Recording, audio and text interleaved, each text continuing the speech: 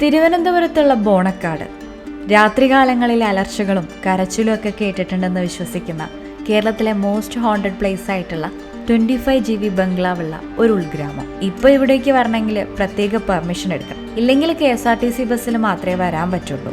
ഒഴിഞ്ഞു കിടക്കുന്ന തേയില ഫാക്ടറിയും പൊട്ടിപ്പൊളിഞ്ഞ ലയങ്ങളും അധികം ആരും പോവാത്ത കാട് മൂടിക്കിടക്കുന്ന വഴികളും ഒക്കെയുള്ള ആ ബോണക്കാടേക്കാണ് ഇന്ന് ഞങ്ങൾ പോകുന്നത്. വിതര KSRTC ബസ് സ്റ്റാൻഡ് വരെ ബൈക്കിൽ വന്നിട്ട് അവിടുന്ന് ഏറ്റവും ആദ്യത്തെ ബസ്സിനാണ് ഞങ്ങൾ ബോണക്കാട്ടേക്ക് കയറിയത്. വിതിരേന്ന് ബോണക്കാട് വരെ ഞങ്ങൾക്ക് രണ്ടുപേർക്കും കൂടി 76 രൂപയായിരുന്നു ടിക്കറ്റ്. അങ്ങനെ മരങ്ങളൊക്കെ തിങ്ങി നിറഞ്ഞ കാട്ടിലെ ടാറിട്ട കുഞ്ഞു റോഡിൽ കൂടെ KSRTC കുലുങ്ങി മുന്നോട്ട് പോയി. ഇടയ്ക്കൊരു ചില്ലക്കൊമ്പിൻ്റെ അടിയും കിട്ടി. ആദ്യത്തെ വണ്ടി ആയതുകൊണ്ട് KSRTCയുടെ ഹോൺ കേട്ടാണ് റോഡിൽ കിടന്ന പശുക്കളൊക്കെ ഉറക്കം മതിയാവാതെ എണീറ്റ് പോയത്. 1 മണിക്കൂറിനുള്ളിൽ ഞങ്ങൾ ബോണക്കാടെത്തി. അങ്ങനെ വലിയൊരു യാത്ര, അതിൻ്റെ ഇടയിൽ ഓഫ് റോഡും കാടും അങ്ങനെ ഒരുപാട് വളവുകളൊക്കെ കഴിഞ്ഞ് നമ്മൾ ബോണക്കാട്ടിലുള്ള ഏറ്റവും ടോപ്പിലെത്തിയിട്ടുണ്ട്. നമ്മളിത് ഈ കാണുന്ന KSRTCയിലാണ് വന്നത്. ഇനി അങ്ങോട്ട് മുകളിലോട്ട് വണ്ടി പോകില്ല, നമ്മളിവിടെ നിന്ന് നടന്ന് കയറണം. അപ്പോൾ ഇനി അങ്ങോട്ടൊന്ന് പോയി നോക്കാം. അപ്പോൾ ഇതൊരു കയറ്റാണ്, അങ്ങോട്ടേക്ക് കോൺക്രീറ്റ് ഇട്ടിട്ടുണ്ട് റോഡ്. നമ്മളിവിടെ നമ്മളെ ഫ്രണ്ട്സ് ഉണ്ട്, ജിജോയും ജ്യോതിയും. അവർ മിക്കവാറും നമ്മൾ ഈ ചെറിയ ട്രിപ്പൊക്കെ പോകുന്ന സമയത്ത് നമ്മളെ കൂടെ ഉണ്ടാവാറുണ്ട്. അവരങ്ങ് മുന്നിൽ പോയിട്ടുണ്ട്. നമ്മളിപ്പോൾ ആദ്യം പോണത് 25 GB ബംഗ്ലാവിലേക്കാണ്.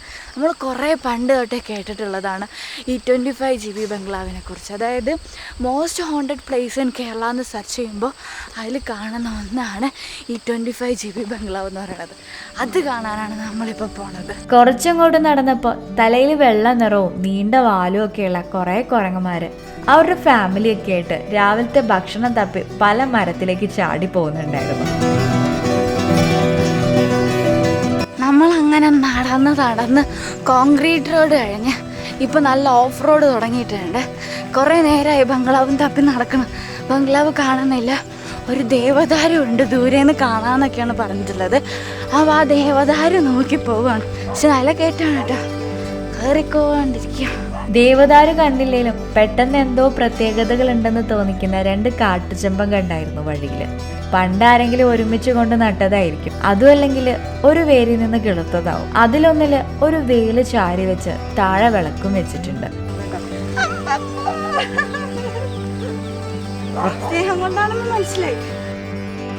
പോകുന്ന വഴിയിൽ ഒറ്റപ്പെട്ട് നിൽക്കുന്ന കെട്ടിടം കണ്ട് ചെന്നപ്പോൾ അതിന് വർഷങ്ങൾ പഴക്കണ്ടായിരുന്നു. അതൊക്കെ കണ്ട് ദൂരെയുള്ള പേപ്പാറ ഡാമും നോക്കി നിന്ന് കുറച്ച് ഫോട്ടോസ് എടുത്ത് വീണ്ടും നടന്നു. ക്ഷീണം മാറ്റാൻ അവിടെ കണ്ട അരുവിന്ന് വെള്ളം എടുത്ത മുഖമൊക്കെ കഴുകി കുറച്ച് റെസ്റ്റ് എടുത്തപ്പോൾ നടത്തം വേഗത്തിലായി.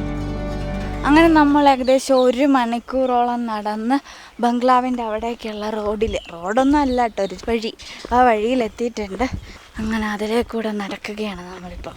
ഈ വഴിയിലോട്ട് കയറിയപ്പോൾ തന്നെ ഈ തേയിലയൊക്കെ ഇങ്ങനെ ആരും പിച്ചാണ്ടാണെന്ന് തോന്നുന്നു, വലിയതായിട്ട് ഇങ്ങോട്ടേക്ക് ഇങ്ങനെ കൂടി നിൽക്കുന്നുണ്ട്.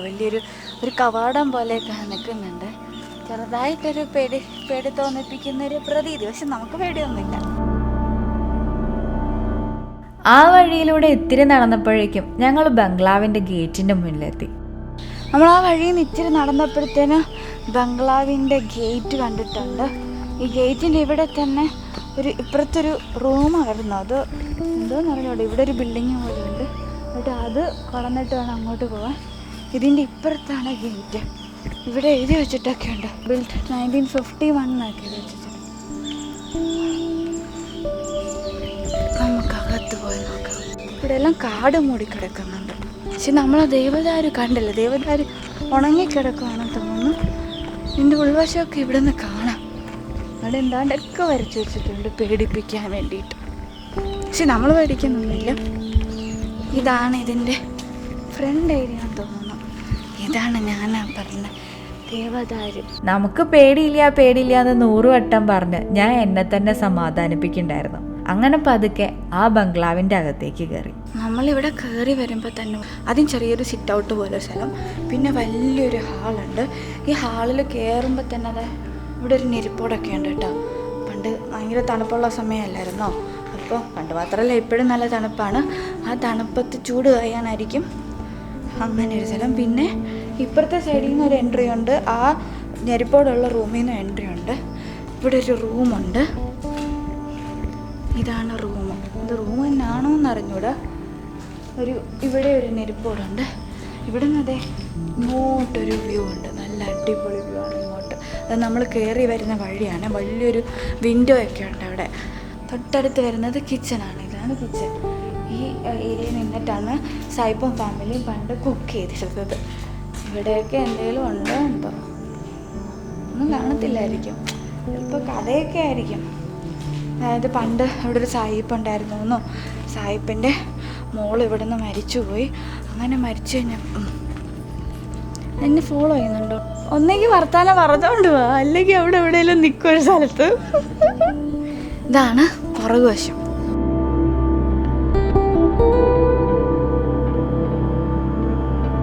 കഥ പറയാൻ തുടങ്ങിയപ്പോൾ ചെറിയൊരു പേടി കുടുങ്ങിയോണ്ട് അപ്പോൾ പറഞ്ഞില്ല. 360 ഡിഗ്രി വ്യൂ ഉള്ള തേയിലത്തോട്ടത്തിലെ ഈ കുന്നിൻ്റെ മുകളിലാണ് ഈ സ്ഥലങ്ങളുടെയൊക്കെ ഓണറായിട്ടുള്ള ബ്രിട്ടീഷുകാരൻ സായിപ്പും അയാളുടെ ഭാര്യയും പണ്ട് താമസിച്ചിരുന്നത്. ഇവിടെ വെച്ച് അവരുടെ മകളെ എന്തോ അസുഖം വന്ന് മരിച്ചു. മരിച്ചതല്ല, കൊന്നതാണെന്നും കഥയുണ്ട്. എന്തായാലും ആ സംഭവത്തിന് ശേഷം സായിപ്പും ഭാര്യയും ഇവിടുന്ന് പോയെങ്കിലും മകളുടെ ആത്മാവ് ഈ ബംഗ്ലാവിനെ വേട്ടയാടുന്നെന്നാണ് പറയുന്നത്.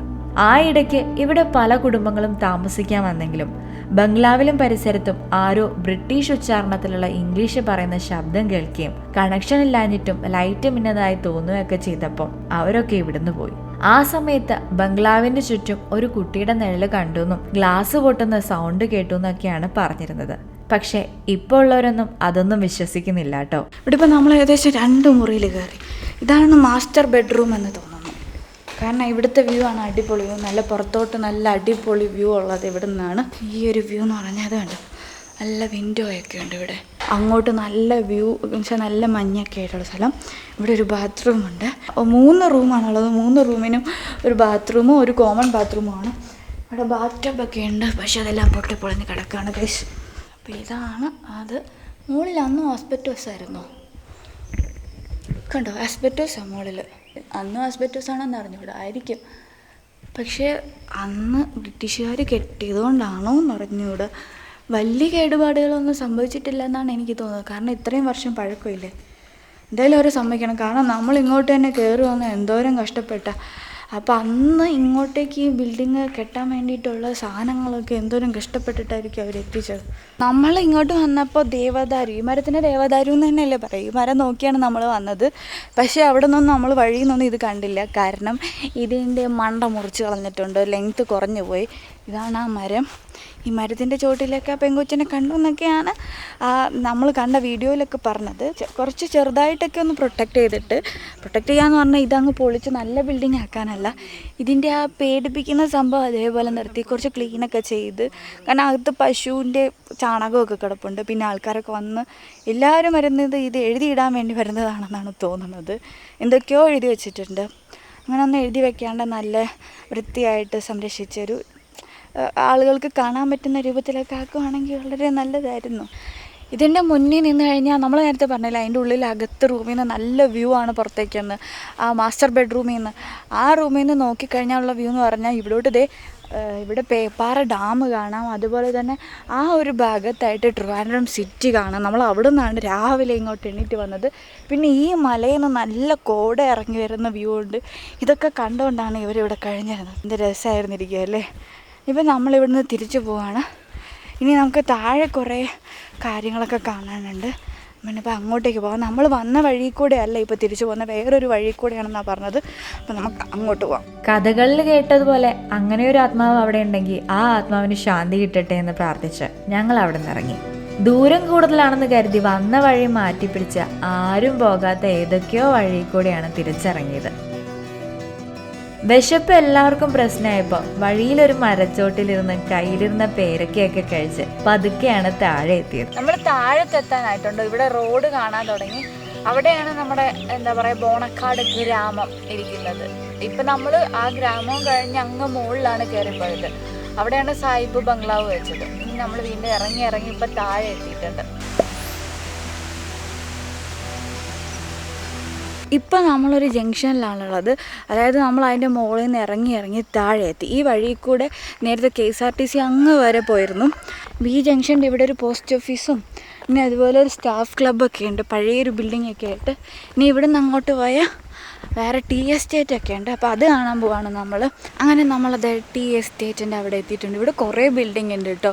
ഇവിടെ ഈ സൈഡിലൊരു പൊട്ടിപ്പൊളിഞ്ഞ ബിൽഡിങ് ആരും ഇല്ലാത്തത്, ഇവിടെ നമ്മുടെ പുറകിലൊരെണ്ണം, അതിൻ്റെ അപ്പുറത്തൊരെണ്ണം. ഇതെല്ലാം ടീ എസ്റ്റേറ്റിൻ്റെ ഭാഗമാണെന്ന് തോന്നുന്നു. ഇവിടെ ബോണക്കാട് എസ്റ്റേറ്റ് എന്നൊക്കെ വലിയ ചുമന്ന ബോർഡ് പണ്ടത്തെ ശൈലിയിൽ എഴുതി വെച്ചിട്ടുണ്ട്. മഹാവീർ പ്ലാന്റേഷൻ ലിമിറ്റഡ് എന്നാണ് എഴുതി വെച്ചിട്ടുള്ളത്. പണ്ടേ ഉള്ളതാണെന്ന് തോന്നുന്നു, പക്ഷേ ഇപ്പോൾ പൊട്ടിപ്പൊളഞ്ഞ് അതിൻ്റെ ഗ്ലാസ് എല്ലാം പൊട്ടിത്തകർന്ന് കിടക്കുന്നുണ്ട്. ഉള്ളിൽ പണ്ടത്തെ ആ എല്ലാ മെഷീൻസും ഇപ്പോഴും ഉണ്ടെന്ന് തോന്നുന്നേ.